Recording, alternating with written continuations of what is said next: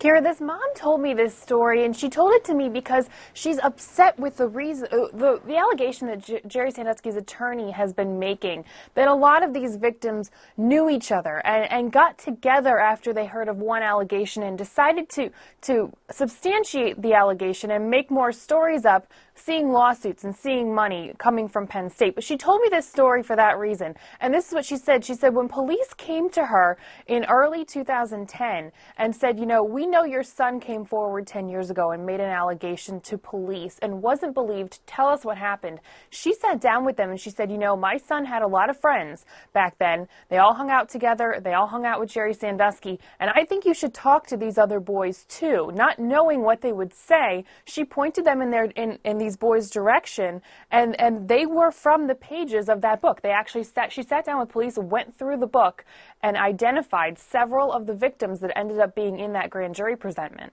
So basically, the key to this case was right there on the shelves of the Penn State bookstore.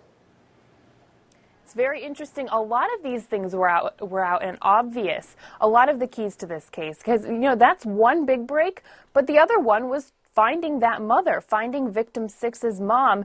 And remember, her name and her phone number was sitting in that police report that was at Penn State Police Barracks that had been closed, and no charges came of it, but it was sitting there in the police barracks for over a year after that victim 1 came forward, after the police investigation began, before they actually contacted her. So some of the keys to this case were out there, which goes right back to that overriding theme that prosecutors are now talking about, that many people knew something and did nothing. Sarah, before I let you go, you know, a number of former Penn State football players are pushing back against the hiring of Bill O'Brien as the new head coach.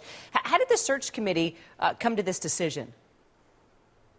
They say that contrary to reports, it was not a toxic job, that they had a lot of applications, that Bill O'Brien's name was someone that they knew of from the beginning, and slowly they just became enamored with him. They really fell in love with him, and had nothing to do with being a Penn State guy, but finding someone who had Penn State heart was what they said.